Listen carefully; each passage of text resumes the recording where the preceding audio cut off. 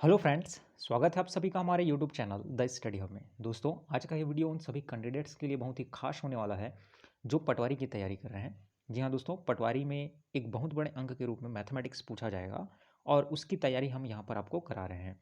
आज का यह वीडियो अनुपात और समानुपात से रिलेटेड है दोस्तों। अनुपात और समानुपात का यह पाठ क्रमांक 1 है। ठीक है, जैसा कि आप जानते हैं हम यहाँ पर सीरीज वाइज वीडियो आपको प्रोवाइड करा रहे हैं। तो अनुपात और समानुपात का यह पाठ क्रमांक 1 है। हमने प्रतिशत पर भी जो है वीडियो बनाए हैं। यदि आप उन्हें नहीं देखे हैं तो प्लेलिस्ट पर जाकर देख सकते हैं। साथ ही मैंने वो नीचे डिस्क्रिप्शन बॉक्स में भी उसका लिंक दे रखा है, आप वहाँ से भी उसको देख सकते हैं। तो चलिए दोस्तों, अनुपात और समानुपात से रिलेटेड आज का यह वीडियो स्टार्ट करते हैं और देखते हैं कौन कौन से इंपॉर्टेंट प्रश्न जो हैं आज की इस वीडियो में शामिल हैं।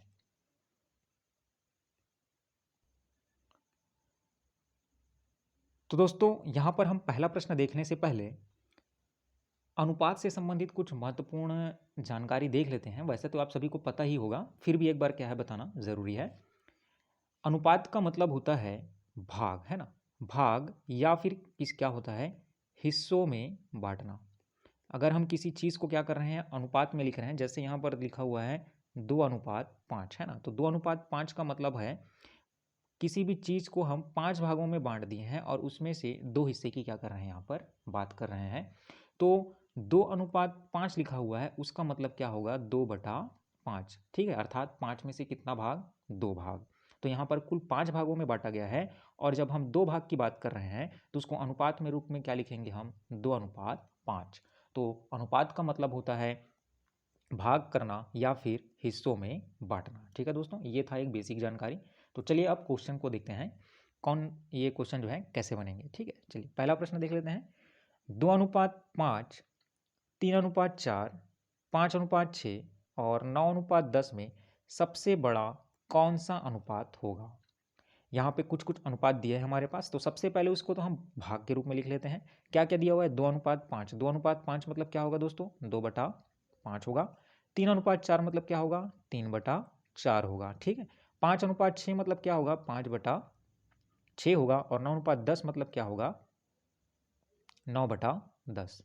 तो एक आसान सा ट्रिक ये है कि जब भी इस प्रकार की चीज़ें दी हुई हैं तो आप उसके अंश में क्या लगा दीजिए, 0। अगर हमारे पास छोटी चीज़ें हैं तब, है ना। बड़ी चीज़ों के लिए हम बाद में बताएंगे कि उसको कैसे सॉल्व करना है आपको।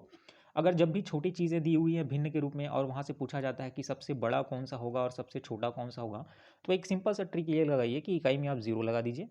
0 लगाकर हम इसको क्या कर देंगे, भाग देकर देखेंगे। ठीक है, ये हमने क्या कर दिया, 0 लगा दिया। अब देखिए ये आसानी से कट सकता है ना। 20 जो है उसको 5 से भाग देना है तो कितना आ जाएगा, 5 चौके 20, 4 बार में कैंसिल हो जाएगा। इसको काटेंगे तो 30 को जब हम 4 से काटेंगे तो, है ना, तो 4 सत्ते कितना आता है, 28। लगभग लगभग ये 7 आएगा, पॉइंट में भी आएगा 7.5, लेकिन हम जो है मुख्य जो है अंक को लेकर चलते हैं 7, है ना। 50 को हम जब 6 से भाग देंगे तो कितना आ जाएगा, 6 अट्ठे 48, 8 में आ जाएगा, है ना। और उसी प्रकार 90 को जब हम 10 से भाग देंगे तो 90 को जब 10 से भाग देंगे तो कितना आएगा, 10 निया 90। यहाँ पर पूर्णांक जो है कितना आएगा, 9, जो कि क्या है, सबसे बड़ा है। तो पूर्णांक जो है सबसे बड़ा है 9 वाला, यहाँ पर 8.3 में लग गया है ना। यहाँ पे जो डिब्बा है किस में लगेगा, 9 में लगेगा। तो जो पूर्णांक सबसे बड़ा है वही सबसे क्या होगा, भिन्न भी सबसे बड़ा होगा। तो यहाँ पर 9 पूर्णांक जो है सबसे बड़ा आ रहा है। तो और 9 पूर्णांक की वैल्यू कितनी है, 90/10। ठीक है दोस्तों, तो सबसे बड़ा अनुपात कौन सा होगा, 9/10 जो है क्या होगा, सबसे बड़ा अनुपात होगा। और यही हमारा क्या हो जाएगा, आंसर हो जाएगा। अगर यहीं पर यह पूछा रहता कि सबसे छोटा अनुपात कौन सा है, तो सबसे छोटा अनुपात है पूछा रहता, तो यहाँ पर सबसे छोटा कौन सा पूर्णांक आ रहा है हमारा, 4। भाग देने पर क्या आ रहा है, 4 आ रहा है। तो सबसे छोटा अनुपात कौन सा होता, 2/5। मतलब 2:5 जो है क्या होता, सबसे छोटा होता। तो इस प्रकार करके आप बड़ा भिन्न और छोटा भिन्न क्या कर सकते हैं, निकाल सकते हैं। ठीक है दोस्तों, तो चलिए उम्मीद करता हूँ कि क्वेश्चन आपको समझ में आ गया होगा। अगला प्रश्न देख लेते हैं हम।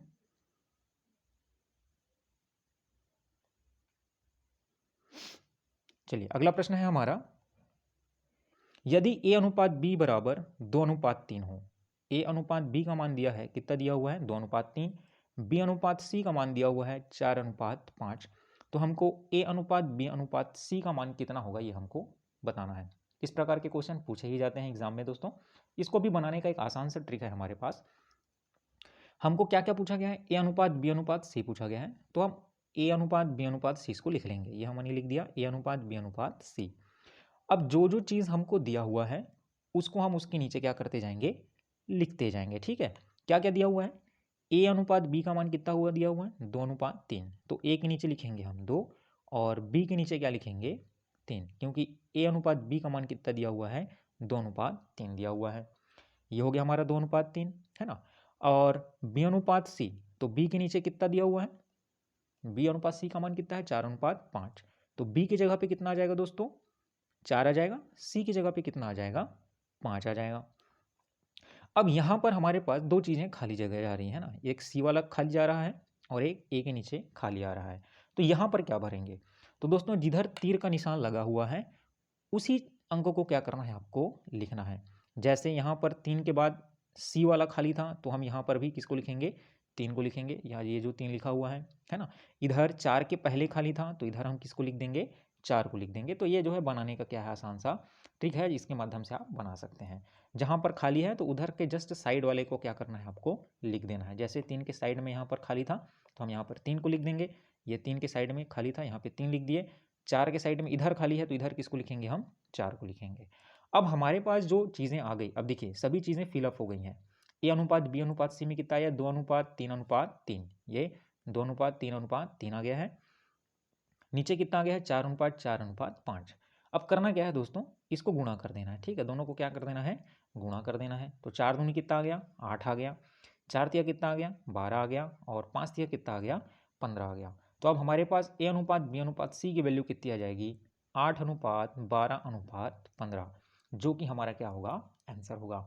अगर ये अनुपात और कैंसिल हो रहे हैं कट रहे हैं तो आप उसे काट कर और सरल कर सकते हैं। ये जो है क्वेश्चन के अकॉर्डिंग या फिर ऑप्शन के अकॉर्डिंग रहेगा कि ऑप्शन में किस प्रकार के आंसर आपको दिए हुए हैं, उस प्रकार से आप उसको सॉल्व कर सकते हैं।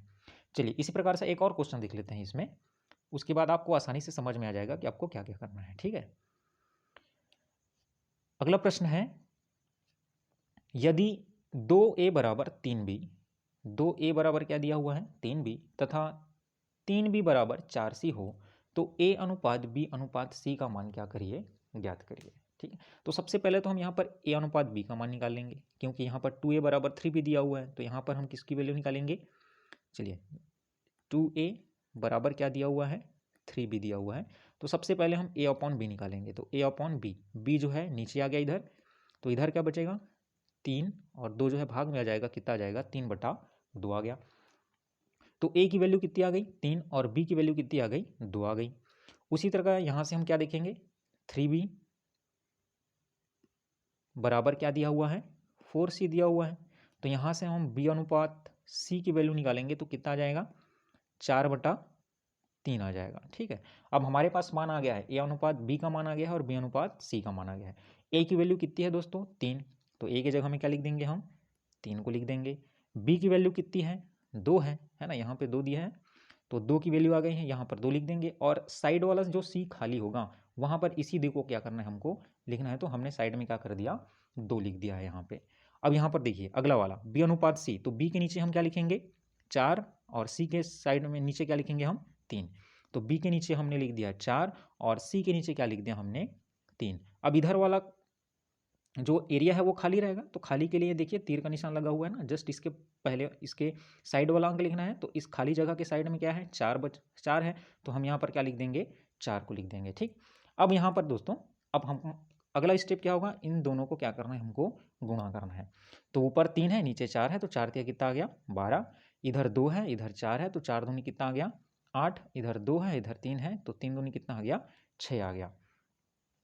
अब यहाँ पर चीज़ें हमारे पास कितनी आ गई हैं 12:8:6, जिसको हम 2 से और काट सकते हैं तो कितना आ जाएगा 2 तिया 6, 2 चौके 8 और 2 छेका 12। ठीक है, तो हमारे पास वैल्यू कितना आ गया 6:4:3 आ गया, जो कि हमारा क्या होगा आंसर होगा। ठीक है, इस प्रकार से आप जो है उसको और सरल कर सकते हैं। ठीक, चलिए अगला प्रश्न देख लेते हैं। अगला प्रश्न है हमारा 16:42:32:32 ए हो तो ए का मान ज्ञात कीजिए। 16:42, यहाँ पर समानुपात दिया हुआ है, समानुपात 32:A हो तो A का मान ज्ञात करिए, है ना। यहाँ पर ये बोल रहा है कि ये पहला वाला अनुपात और ये दूसरा अनुपात। समानुपात का मतलब होता है बराबर। दोनों अनुपात क्या हैं, बराबर हैं। तो बराबर हैं तो यहाँ पर हमको A का मान बताना है कि A का मान कितना होगा। तो सबसे पहले इसको आसान तरीके से लिख लेते हैं। तो ये हो जाएगा हमारा 16/42। समानुपात का चिन्ह मतलब क्या होता है, बराबर होता है। और क्या है हमारे पास 32/A, है ना। अब इसको हम आसानी से क्या कर सकते हैं, पक्षांतर कर सकते हैं। तो यहाँ पर A की वैल्यू जो है 16 के पास चली जाएगी और ये जो A है किस में आ जाएगा, गुणा में आ जाएगा। तो ये 16 का किससे गुणा हो जाएगा, A से गुणा हो जाएगा। और 42 का किससे गुणा हो जाएगा, 32 से गुणा हो जाएगा। ठीक है, अब हमको इसको सॉल्व करना है। जब A की वैल्यू निकालनी है तो 16 को हम क्या कर देंगे, नीचे में लाएंगे तो किससे कट जाएगा, 2 बार में कटेगा। 16 एकम 16 और 16 दूना 32 हो जाएगा। तो A की वैल्यू कितनी आ गई दोस्तों, 42 गुणा 2, और 42 और 2 को गुणा करेंगे हमारे पास कितना आता है, 84 आता है, जो कि किसकी वैल्यू है, A की वैल्यू है। तो इस प्रकार आसानी से आप जो है A का मान जो है ज्ञात कर सकते हैं। ठीक है, तो यहाँ पर एक चीज़ आपको याद रखनी है कि समानुपात का मतलब क्या होता है, बराबर होता है। ठीक है, आप बराबर लिखकर उसको क्या करेंगे, सॉल्व करेंगे। ठीक, चलिए अगला प्रश्न देख लेते हैं इसी में। 15, 20 व 45 का चतुर्थानुपाती ज्ञात करो। 15, 20 व किसका, 45 का चतुर्थानुपाती मतलब चौथे नंबर पर क्या आएगा ये हमको बताना है ना। ये है हमारा प्रथम है, ये द्वितीय है, ये तृतीय है और चतुर्थ क्या होगा। ठीक है, इस प्रकार के लिए जैसे भी एक हम देख सकते हैं A अनुपात B अनुपात C अनुपात D है। तो जब भी 4 अनुपात रहता है तो बीच को हम समानुपात लेते हैं। ठीक है, अब यहाँ पर A की जगह पे दिया हुआ है कितना, 15 दिया हुआ है। B की जगह पर कितना दिया हुआ है, 20 दिया हुआ है।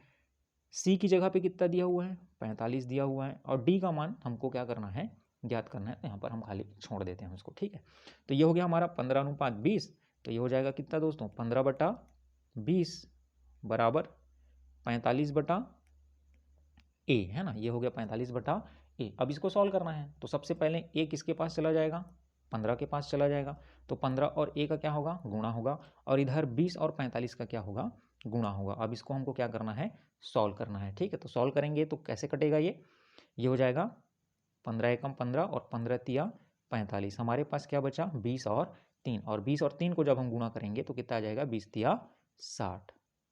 ठीक है, तो जो 60 है हमारा क्या होगा, आंसर होगा। ये हमारा कौन सा अनुपात होगा दोस्तों, चतुर्थानुपाती होगा। ठीक है, तो बहुत ही आसान सा तरीका है इसको सॉल्व करने का। इस प्रकार का सवाल पूछा ही जाता है, चतुर्थानुपात ज्ञात करो, मध्यानुपाती ज्ञात करो, है ना। तो आसानी से बना सकते हैं। चतुर्थानुपाती जब भी पूछा जाएगा तो आप क्या करेंगे, पहले 2 को अनुपात में, उसके बाद समानुपात चिन्ह लगाकर जो पूछा जा रहा है उसको किस में लेना है, अनुपात में करना है, और आपको वैल्यू जो है फाइंड करना है। ठीक, चलिए नेक्स्ट क्वेश्चन देखते हैं हम।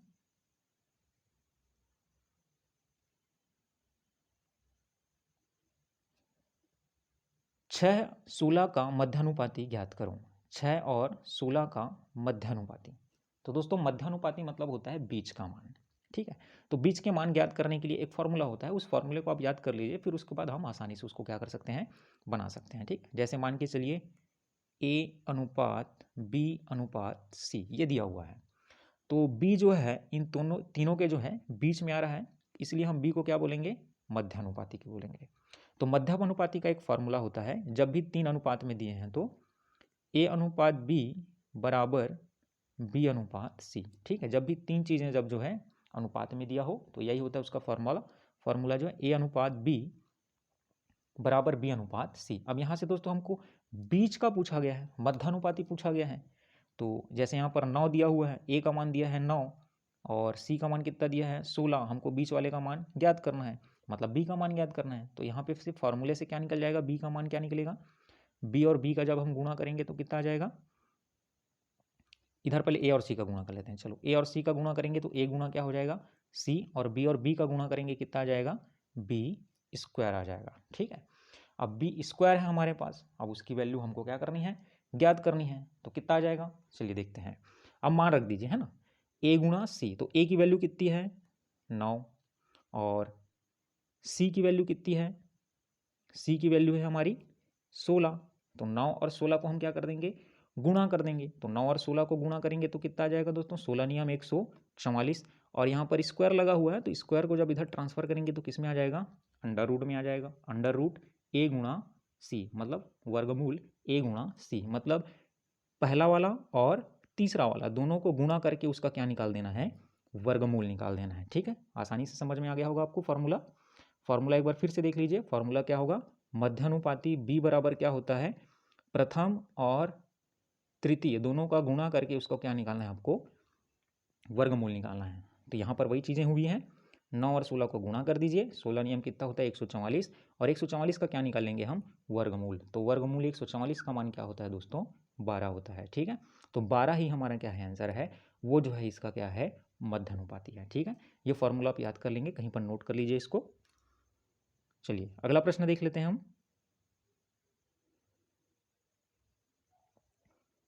अगला प्रश्न है हमारा, यदि 4,500 रुपये को ए व बी में 2:3 में बांटे तथा बी को कितनी राशि मिलेगी, है ना। अगर हम 4,500 को ए व बी में 2:3 में बांटे तो बी को कितना राशि मिलेगा, ये हमको बताना है। तो सबसे पहले ए अनुपात बी, ए की वैल्यू कितनी है 2 और बी की वैल्यू कितनी है 3। तो कुल कितना भाग होगा दोस्तों, कुल जो भाग होगा हमारे पास 5, है ना।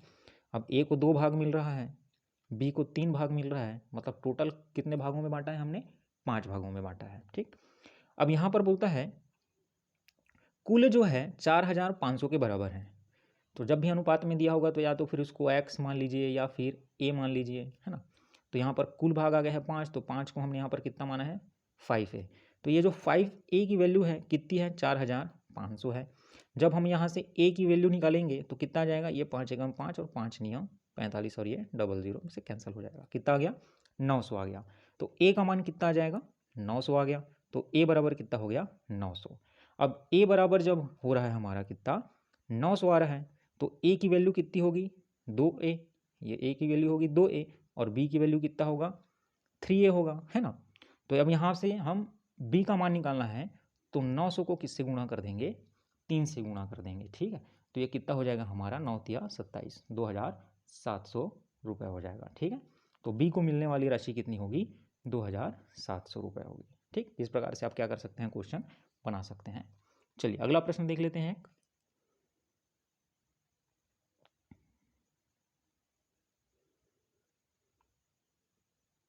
अगला प्रश्न है हमारा, कुछ धनराशि राम, श्याम और मोहन में, राम है, श्याम है और मोहन 3 है ना, इसको 3:4:5 के अनुपात में बांटी जाती है।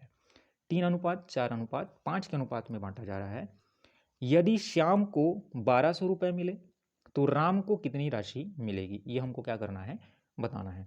तो दोस्तों सबसे पहले तो हम मान लेते हैं कि राम को मिलने वाली, श्याम को मिलने वाली और मोहन को मिलने वाली राशि क्या क्या होगी। जैसे राम को मिलने वाले को हम क्या मानेंगे, 3a, अनुपात में दिया है 3:4:5, तो श्याम को मिलने वाला कितना आ जाएगा 4a और मोहन को मिलने वाला कितना हो जाएगा 5a हो जाएगा। अब यहाँ पर देखिए, श्याम को जो है 1,200 रुपये मिल रहा है और श्याम का मान कितना आ रहा है 4a आ रहा है, और 4a बराबर कितना दिया है 1,200 रुपये दिया हुआ है। तो जहाँ से हम a की वैल्यू निकालेंगे तो a बराबर कितना आ जाएगा 4 तिया 12 और ये 00, है ना। 3 बार में क्या कटेगा, वो कैंसिल हो जाएगा। तो a का मान आ गया हमारे पास कितना 300 रुपये।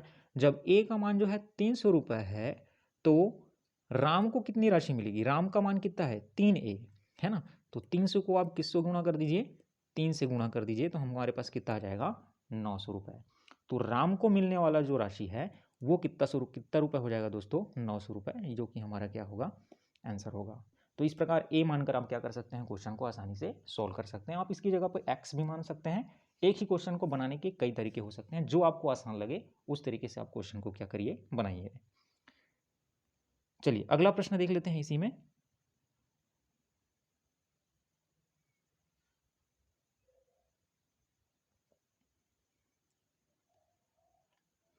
एक व्यक्ति के पास 280 मीटर लकड़ी का टुकड़ा है। लकड़ी का जो टुकड़ा है 280 मीटर का है। यदि छोटे भाग की लंबाई, जो छोटा भाग है उसकी लंबाई बड़े भाग का 75% है, तो छोटे भाग को क्या कीजिए, ज्ञात कीजिए, ये हमको बोल रहा है। ठीक है, देखिए सबसे पहले तो ये हम देख लेते हैं कि लकड़ी का टुकड़ा जो है उसकी लंबाई कितनी है, 28 मीटर, मतलब कुल टुकड़ा जो है उसकी लंबाई कितनी है, 280 मीटर है, सॉरी है ना, 280 मीटर है। यदि छोटा भाग बड़े भाग का 75% है, तो पहले हम लिख लेंगे छोटा, उसके बाद क्या लिख लेंगे, बड़ा।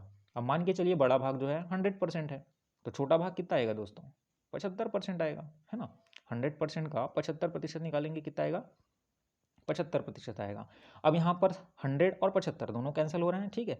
अगर हम 25 से काटें तो 25 या 75 और 25 चौके 100, दोनों का रेशियो कितना आएगा, 3:4।